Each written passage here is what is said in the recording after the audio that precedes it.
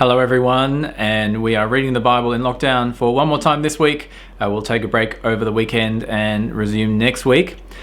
But we're thinking again on the gifts that the Spirit brings. We'll be looking at it more on Sunday in church. But let's have a look at another passage that deals with the topic of gifts. Another cheeky one, Spirit's not mentioned, but we know the Spirit's at work in all things, including the distribution of gifts.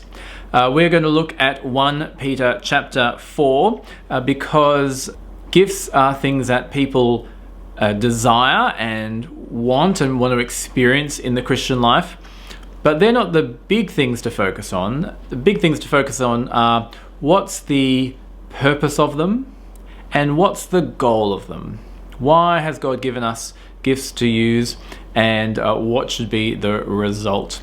Let's have a look out for those two things as we turn to 1 Peter chapter 4, starting at verse 7. The end of all things is near. Therefore be alert and of sober mind, so that you may pray. Above all, love each other deeply, because love covers over a multitude of sins. Offer hospitality to one another without grumbling. Each of you should use whatever gift you have received to serve others, as faithful stewards of God's grace in its various forms. If anyone speaks, they should do so as one who speaks the very words of God. If anyone serves, they should do so with the strength God provides, so that in all things God may be praised through Jesus Christ. To him be the glory and the power forever and ever. Amen. All right, so the context here is Peter is writing to Christians in the Near East, and he says the end of all things is near. So the return of Jesus is the next thing to happen in salvation history. We're still waiting for it, but it's the next thing to happen in salvation history. So what should we be like how should we live as we wait for the return of Jesus? Well, we should be alert so that we should pray. We should offer hospitality to one another. And then we should use our gifts for a particular purpose and with a particular outcome. So let's have a look at verse 10 again. Each of you should use whatever gift you have received to serve others. Okay, so it's assuming here each of us has been given a gift. We all have some gift or talent or ability that God has given you. And what's the purpose of that? Why has God given you this gift? Well, did you see? It's to serve others. So there's the big purpose of why the Spirit distributes gifts to people, different abilities to people. It's to serve others. So it's not for our own spiritual enlightenment or spiritual experience. It's not for our own glory and prestige, but it's for the good of others. It's so that we can serve them. And then if we're using what we have to serve other people, there'll be a result.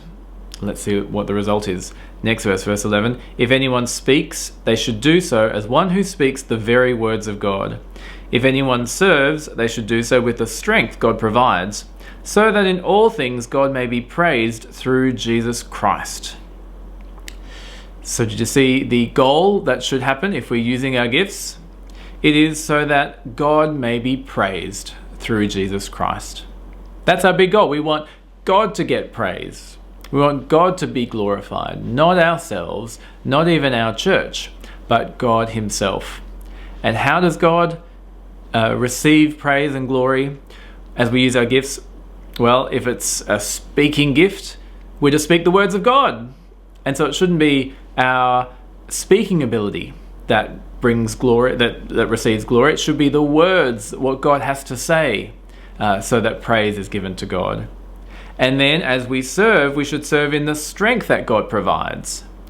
So as we serve in whatever way with the people of God, it's not so that we look great or our ability is praised, but we rely on the power of God, on the strength God provides through his Spirit, so that we may serve faithfully and well.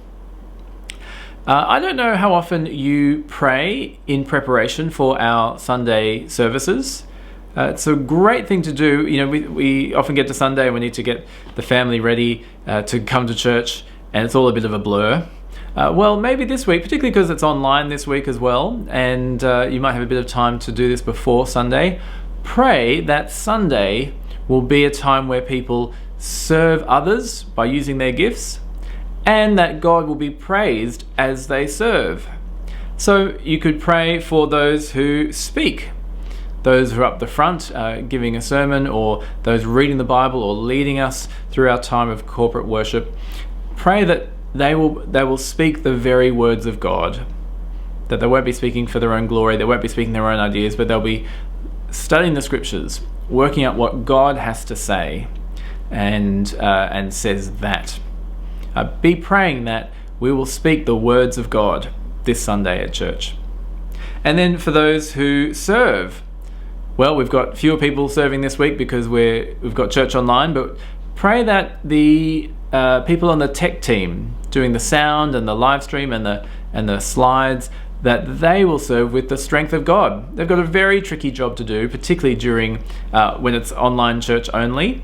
And so pray that they will rely on the strength of God to do their role well. Pray for the musicians as well, that they will serve with the strength that God provides, so they may concentrate and play or sing well, and that they'll have their hearts switched on, so they know that they are helping other people sing and praise God.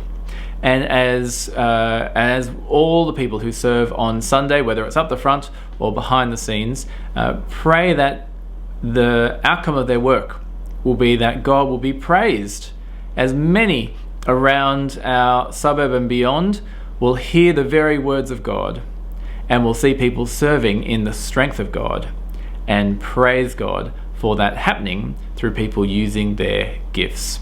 Why don't you take some time now to pray for church on Sunday? Certainly pray that it will be beneficial to you and your heart before God, but pray that people will serve faithfully at church, and that will impact many other people, so that others will praise God in their lives this week.